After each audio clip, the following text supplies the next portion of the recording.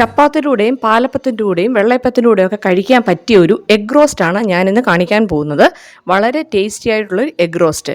Welcome back to my channel Lisamma's food and tips. അപ്പോൾ Lisamma's food and tips നിങ്ങൾ ആദ്യമായിട്ടാണ് കാണുന്നതെങ്കിൽ ലൈക്ക് ചെയ്യാനും ഷെയർ ചെയ്യാനും സബ്സ്ക്രൈബ് ചെയ്യാനും മറക്കല്ലേ. അപ്പോൾ നമുക്ക് വീഡിയോയിലേക്ക് പോകാം. അതിനുവേണ്ടി ഞാൻ ഒരു 6 മുട്ട എടുത്തിട്ടുണ്ട്. അതൊന്ന് പുഴുങ്ങാനായിട്ട് വെക്കണം. ഞാൻ കുറച്ച് വെള്ളം കൂടി ഒഴിച്ച് വെച്ചിട്ടുണ്ട്. ഇനി നമുക്ക് ഇതിലേക്ക് കുറച്ച് ഉപ്പുകല്ല് ഇട്ട് വെക്കണം. കാരണം ഉപ്പുകല്ല് എന്തിനാണ് ഇടുന്നതെന്ന് ചോദിച്ചാൽ അതിൻ്റെ തോട് പെട്ടെന്ന് പൊട്ടിപ്പോകാതിരിക്കും. അതിന് വേണ്ടിയിട്ടാണ് കുറച്ച് ഉപ്പുകല്ല്. ഇതൊന്ന് ഇട്ട് കഴിഞ്ഞിട്ട് നമുക്കിനി സ്റ്റൗ ഓണാക്കാം. ഇനിയിപ്പം മുട്ട പുഴുങ്ങാനായിട്ട് നമുക്ക് വെക്കാം. നല്ലതായിട്ട് തിളച്ച് വരണം. അപ്പം നമുക്കത് വെയിറ്റ് ചെയ്യാം.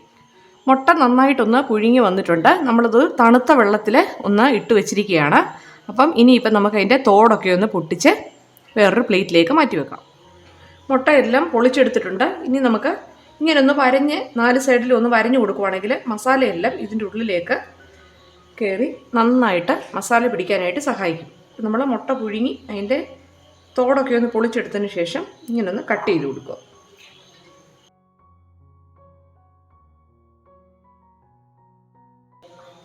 എല്ലാം കട്ട് ചെയ്തെടുത്തിട്ടുണ്ട്. ഇത് നമുക്ക് സൈഡിലേക്ക് മാറ്റി വെക്കാം. നമുക്കിനിയും എഗ് റോസ്റ്റ് ഉണ്ടാക്കാനായിട്ട് തുടങ്ങാം. ഒരു പാൻ വെച്ചിട്ടുണ്ട്. അതിലേക്ക് ഒരു 2 ടേബിൾ സ്പൂണ് ഓയിൽ ഒഴിച്ചു കൊടുക്കാം. ഓയിൽ നന്നായിട്ടൊന്ന് ചൂടായതിനു ശേഷം നമുക്ക് ഒരു 1/2 സ്പൂണ് കടുക് ഇട്ട് കൊടുക്കാം. എണ്ണ നന്നായിട്ട് ചൂടായിട്ടുണ്ട്. നമുക്കിനി കടുക് ഇട്ട് കൊടുക്കാം. കടുക് ഒന്ന് പൊട്ടി വന്നിട്ടുണ്ട്. നമുക്കിതിലേക്ക് ഒരു 6 അല്ലി വെളുത്തുള്ളി ചെറുതായിട്ട് അരിഞ്ഞത് ഇട്ട് കൊടുക്കാം. ഒരു ചെറിയ കഷ്ണം ഇഞ്ചി അരിഞ്ഞതും കൂടെ ഇട്ട് കൊടുക്കാം. അരിഞ്ഞതല്ലെങ്കിൽ ചെറുതായിട്ട് ചതച്ചതാണെങ്കിലും മതി. ഇഞ്ചി വെളുത്തുള്ളി പേസ്റ്റ് ചേർക്കുന്നതിനെക്കാട്ടിലും നല്ലത് ഇങ്ങനൊന്ന് അരിഞ്ഞിടുന്നതാണ്.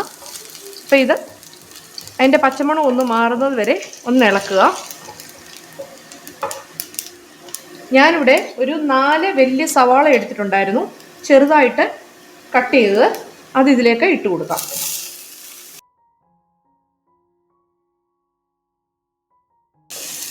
സവാള എല്ലാം ഇട്ട് കൊടുത്തിട്ടുണ്ട്. ഞാൻ ചെറുതായിട്ടാണ് അരിഞ്ഞിരിക്കുന്നത്.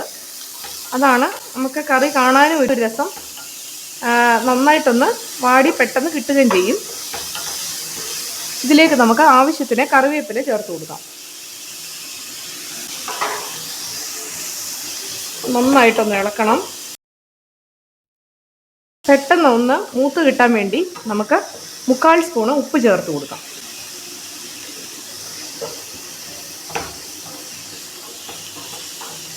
മീഡിയം ഫ്ലെയിമേലിട്ട് ഒരു 20 മിനിറ്റോളം നമ്മൾ വഴറ്റണം. എങ്കിൽ മാത്രമേ നന്നായിട്ടൊന്ന് ഉള്ളിയൊക്കെ നന്നായിട്ടൊന്ന് വഴന്ന് കിട്ടത്തുള്ളൂ.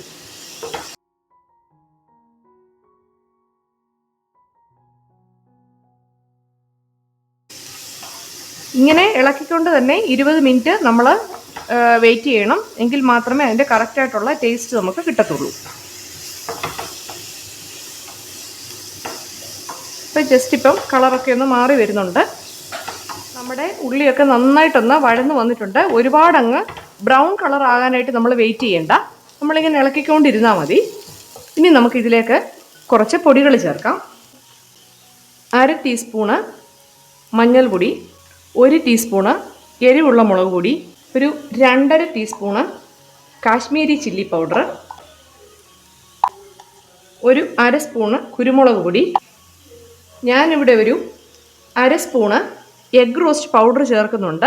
അപ്പോൾ അത് ഓപ്ഷണലാണ്. വേണമെങ്കിൽ മാത്രം ചേർത്താൽ മതി.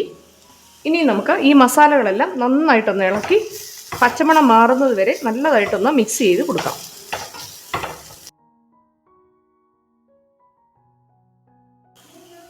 ഇതിൻ്റെ ഇപ്പം പച്ചമണമൊക്കെ ഒന്ന് മാറി വന്നിട്ടുണ്ട്.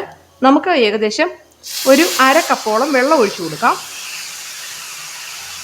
ഇത് നല്ല തിളച്ച വെള്ളമാണ്. പച്ചവെള്ളം ഒഴിച്ചു കൊടുക്കരുത്. ഇനി നമുക്ക് ഇതിലേക്ക് നമ്മൾ കട്ട് ചെയ്ത് വെച്ചിരിക്കുന്ന മുട്ടയും കൂടെ ഇട്ട് കൊടുക്കാം.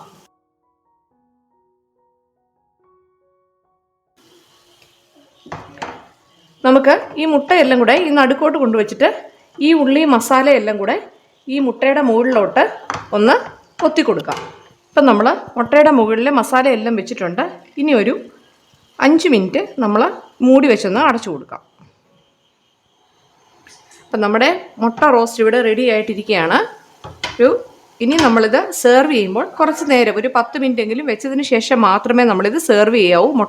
മുട്ടയിലൊക്കെ മസാലയൊക്കെ നന്നായിട്ട് പിടിച്ചതിന് ശേഷം മാത്രം സെർവ് ചെയ്യുമ്പോഴാണ് നല്ല ടേസ്റ്റ് ഉണ്ടാകുന്നത്. അപ്പം നമുക്ക് തണുത്തതിന് ശേഷം പ്ലേറ്റിലേക്ക് മാറ്റാം. അപ്പം നമ്മുടെ ഡക്ക് എഗ് റോസ്റ്റ് ഇവിടെ റെഡി ആയിട്ടിരിക്കുകയാണ്. വളരെ പെട്ടെന്ന് തന്നെ നമുക്ക് തയ്യാറാക്കാം. നല്ല ടേസ്റ്റി ആയിട്ടുള്ളൊരു റെസിപ്പിയാണ്. അപ്പം ബാച്ചിലേഴ്സ് ആയവർക്കും എല്ലാവർക്കും ചെയ്യാൻ പറ്റിയ ഒരു ഈസി റെസിപ്പിയാണ്. എല്ലാവരും ട്രൈ ചെയ്ത് നോക്കണം. Bye bye.